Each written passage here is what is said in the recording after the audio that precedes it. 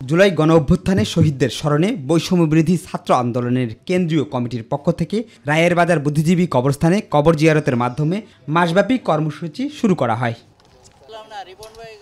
বৈষম্যবিরোধী ছাত্র আন্দোলনের সভাপতি রিফাত রশিদ বলেন, রাজনৈতিক দলগুলো যদি মনে করে তারাই কেবল নীতি নির্ধারক, তাহলে তারা ভুল করছে। আওয়ামী লীগ হলো বাংলাদেশের ইতিহাসের কালসাপ। তারা যতবারই সুযোগ পেয়েছে ততবারই বাংলাদেশের মানুষদের আশা, আকাঙ্ক্ষা এবং স্বপ্নের মাঝে ছবল সৃষ্টি করেছে। তাই আপনাদেরকে বলবো, যারা আওয়ামীপনা হয়েছে, মুজিববাদ যাদের রক্তে, তাদেরকে আপনারা বিশ্বাস করবেন না, তাদেরকে আপনারা ধারণ করবেন না। আর আপনি বলেছেন নির্বাচনের কথা, নির্বাচন সংস্কার ছাড়া হওয়ার কোনো প্রকার সুযোগ নেই। যদি কেউ মনে করে যে সংস্কারবিহীন একটি নির্বাচন দিয়ে দেওয়া হবে, বাংলাদেশের ছাত্র জনতা এটি প্রতিরোধ করবে। কবর জিয়ারত শেষে মোহাম্মদপুরে আল্লাহ করিম মসজিদের সামনে ছাত্র আন্দোলনের সময় নিহত রনির পরিবারের সাথে সাক্ষাৎ করেন বৈষম্যবিরোধী ছাত্র আন্দোলনের নেতাকর্মীরা।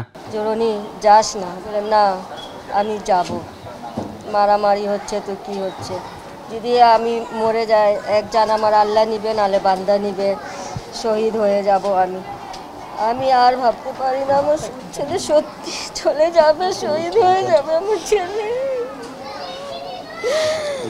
আর আমার ছেলে আসে না। আমি রাত্রে ঘুমাই, আরেকজন আসে আমারে বলছে ছেলে আমার রনিরে গুলি লাগছে। 1 বছর হয়ে গিয়েছে, শহীদ রনির স্বীকৃতি এখন পর্যন্ত আমরা দেখতে পাচ্ছি না। রনি বাংলাদেশে জন্মেছে, রনি বাংলাদেশের নাগরিক, বাংলাদেশের জন্ম নিবন্ধন কাগজ রয়েছে। এত কিছুর পরেও 1 বছর হয়ে যাওয়ার পরও কেন রনিকে স্বীকৃতি দেওয়া হয়নি? এ সময় শহীদ রনির স্বীকৃতি ও তার পরিবারের দায়িত্ব সরকারকে নিতে হবে বলে দাবি করেন নেতাকর্মীরা।